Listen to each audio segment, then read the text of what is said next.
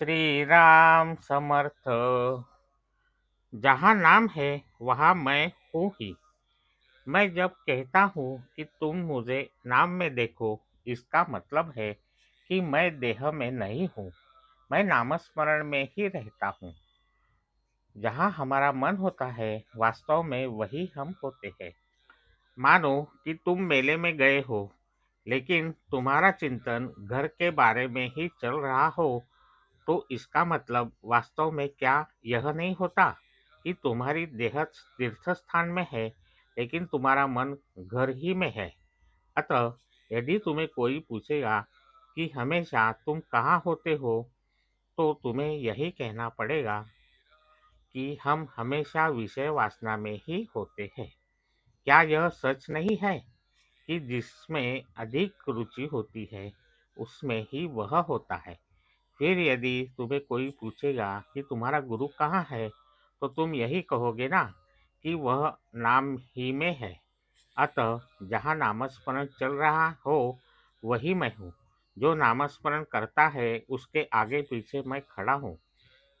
शास्त्री पंडित कहते हैं भगवंत प्राप्ति के लिए हम ज्ञान मार्ग पसंद करते हैं, किंतु वे यह नहीं जानते कि वह बहुत कठिन मार्ग है। उसमें तो अहंकार नष्ट होने के बदले बढ़ने का ही संभव अधिक होता है। उनकी बुद्धि यह स्वीकार करती है कि ब्रह्म सत्यम जगत मिथ्या, किंतु वे इस तत्व का स्वयं अनुभव नहीं कर पाते। जग मिथ्या है ऐसा तो वे कहते हैं, किंतु अपनी देह को ही वे सत्य मानते हैं। केवल विचार के आधार से देह मिथ्या का अनुभव आना बहुत मुश्किल है। कर्मठ लोग कहते हैं हम अपने कर्म मार्ग का ही अनुसरण करेंगे, हमारा नामस्मरण पर विश्वास नहीं है। हम वेदों के द्वारा घोषित जो नियम और बंधन है उन्हीं का पालन करेंगे। ऐसा कहकर वे नियमों और बंधनों का इतना कठोरता से पालन करेंगे कि नियम और बंधन ही उनके लिए सर्वस्व हो जाते हैं।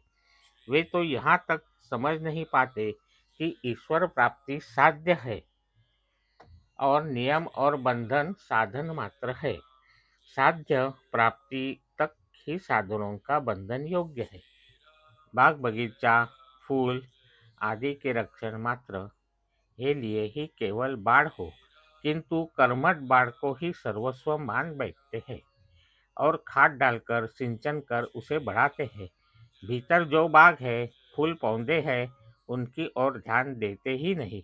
वैदिक कर्मों से चित्त शुद्धि होती है, यह मैं मानता हूँ, किंतु भगवत प्राप्ति के लिए जो चित्त शुद्धि हम चाहते हैं उसका अधिष्ठान यदि वैदिक कर्मों में नहीं होगा, तो कर्म मार्ग का अंत कर्मठता में होगा। वे ऐसा कहते हैं कि नामस्मरण पर हमारा विश्वास नहीं है, किंतु संध्या करते समय या कोई भी वैदिक कर्म प्रारंभ करने के पहले केशवायन माँ ऐसा कहते हैं। क्या यह नाम नहीं है? वेद का अर्थ है भगवान की स्तुति। स्तुति करते समय हमारा ध्यान शब्द की ओर न हो, उसके अर्थ की ओर हो।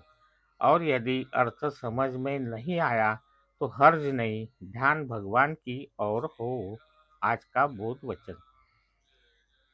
राम नाम ओंकार स्वरूप ही है, वह समस्त कर्मों और साधनों का प्राण है। जय श्री राम। जानकी जीवन स्मरण। जय जय राम।